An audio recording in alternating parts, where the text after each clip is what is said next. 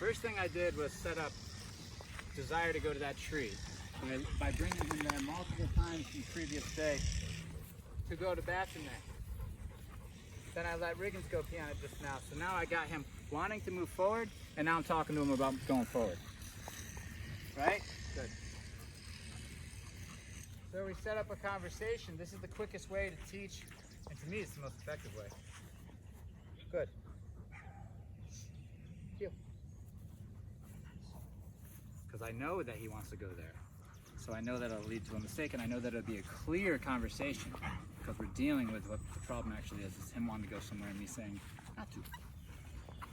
Good. Until I say, right? Good.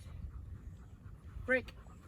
Okay, so he's gonna pee there, and then I'm gonna do the same thing to that tree, and then that tree, and then that tree, and we're gonna make the square of all these trees here, and each one he can't wait to get to because this, what's happening right here, he pees and Riggins pees then the other dogs pee, and so now it becomes this thing.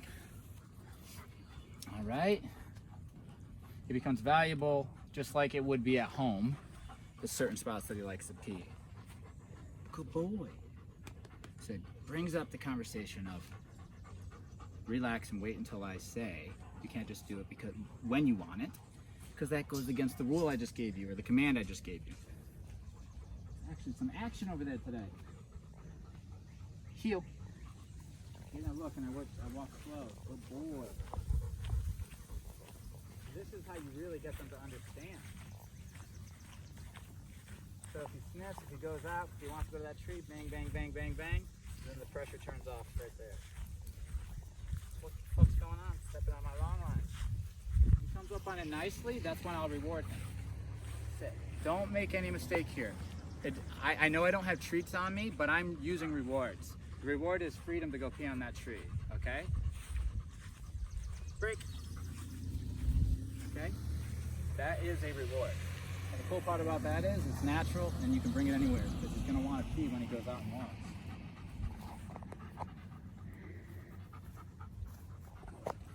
Okay, now watch what happens to a dog's mind. This is the second time doing this, 3 or 4 times doing this. You're going to see a dog go into heel with me as we walk away from the area that he was just released.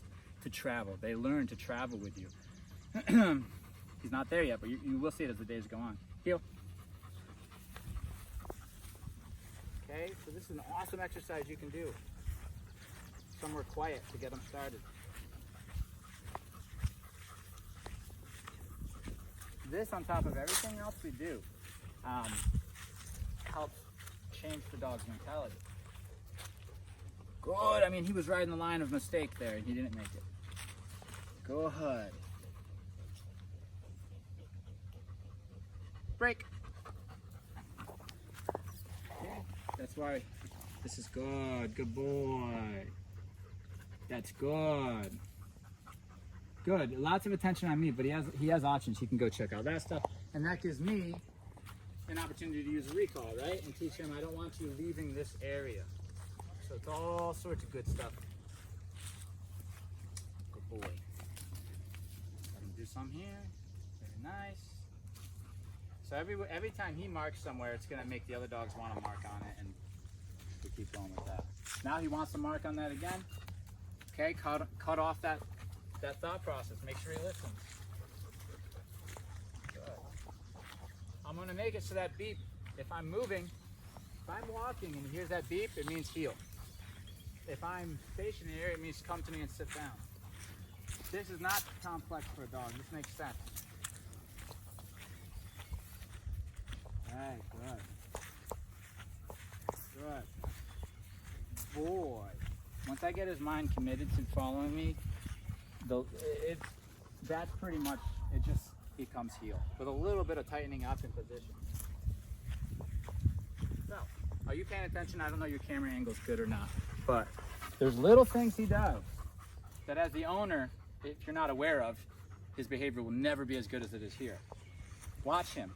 He's going, and when he has interest in something, because he knows I don't want him to go towards it, or I don't want him to sniff, you'll see a little dip with the head and some sniffing. That gets corrected. Okay? That's him still trying to, what we call trailing, getting onto a scent trail. He smells something, and that's distracting, and if he keeps smelling that, he will leave position. We want to tell him when you smell things, don't even bother with them. So you see these little dips where he's starting to sniff and stuff, all that's corrected. And I don't let him at the tree until he's committed to me, okay? And he just lives his life like this the whole time he's here. With every aspect of his life, it has this flavor to it. It changes a dog. Heel. Okay? Soon they realize it doesn't matter what's out there. The rule of the command is going to take place no matter what it is they're trying to go and check out.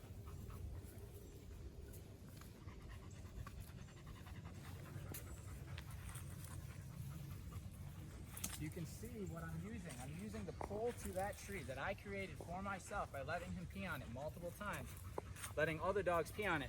You see, as I do this circle, he wants to go to the tree. I'm faking him out and walking away from the tree. That gave me 2 opportunities now to correct when he slightly hesitated and geared his thoughts on the tree and not me. So that allows me to have a conversation that's very, very precise as to what you're struggling with at home. Good. This creates focus without having to bribe a dog. Which, you know, I'm not my favorite thing to do. And of course, we start adding on to it. We add time. Maybe one of these times he's going to think that I'm going to say break and I'm going to ask for a down. So I'm setting myself up for wonderful opportunities to clear his head. Good. Break. Good. Okay. Oops. Usually we put these right on over the back, right over the butt. There you go. Rig, rig! Rig, rig! Attaboy. Okay, heel.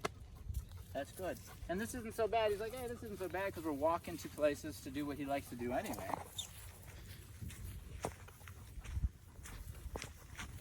Okay, and then in between walking, we're working on our position. If I feel the position needs work, which it always does, we do some work on that.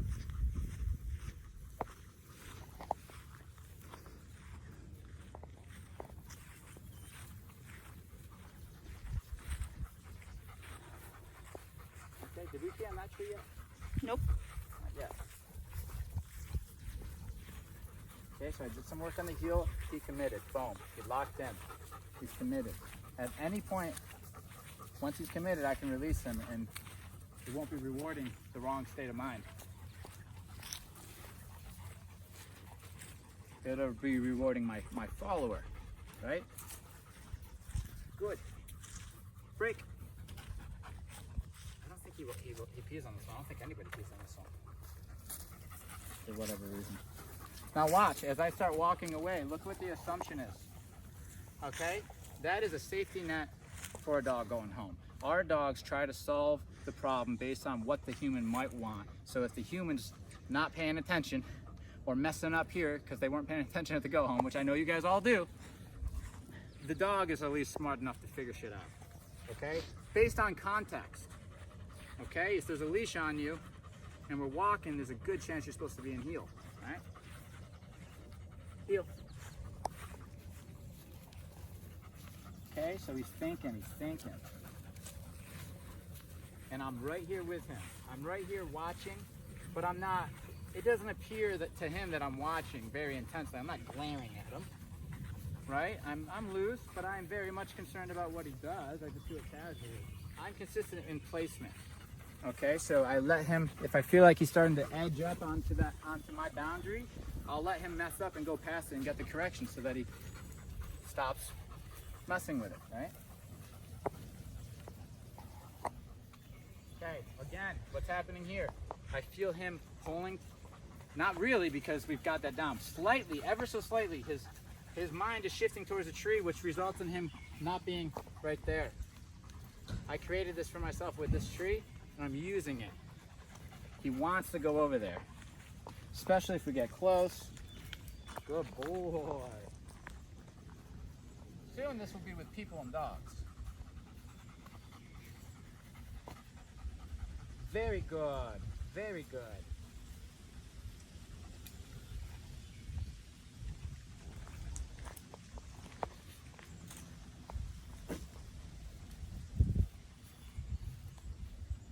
down. Okay, he came with some knowledge, saves me some time. If he didn't know it, I would literally say down right there and he'd say, what? And then I would start teaching right then and there. Okay? That's good. We worked on that yesterday. That's my boy. Appreciate you. Double down. Riggy picked a nice shady spot.